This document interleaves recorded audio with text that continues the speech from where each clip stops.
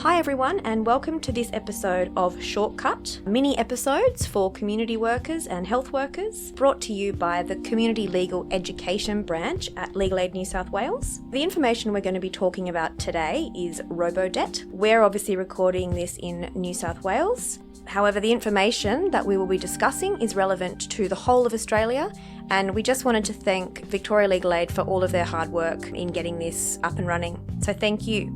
My name is Jessica Sullivan, and today I will be joined by Nicola Cannon. Hi Nicola, did you want to introduce yourself? Yeah, thank you.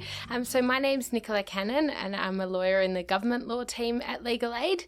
In July 2016, Centrelink introduced an automated debt recovery scheme where they started using data matching from the Australian Tax Office to raise debts against Centrelink recipients. One of the most controversial aspects of the scheme was the use of income averaging to decide whether or not a person had a Centrelink debt. The difficulty with that, of course, is the idea of averaging presupposes that a person always earns consistent income each fortnight.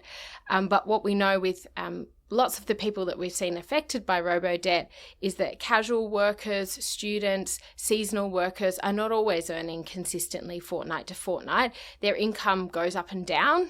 And so then does their entitlement to Centrelink in certain fortnights. So if a worker out there and they have clients who have Robodebt, what are the options that are available? I would probably recommend that if you're working with a client who does need some advice, the starting point would probably be to help them contact Centrelink's compliance division to get a little bit more clarity about their exact scenario.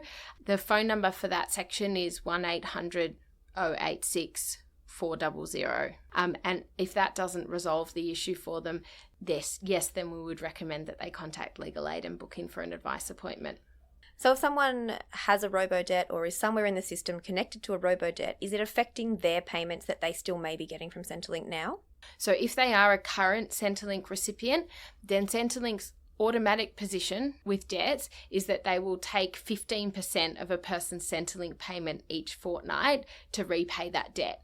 So the amount of money that those people will be getting in their bank accounts on a fortnightly basis will be reduced. It's possible to sort of change that 15% if a client is in financial hardship. The message now certainly is that the first point of call is to call and ask that those repayments be stopped altogether. But if it's a client who has a debt that's not a Robodebt, for example, then it's important to know that it's always possible to call Centrelink's repayments division and negotiate a different repayment plan. The phone number for Centrelink's repayments division is 1800 076 072.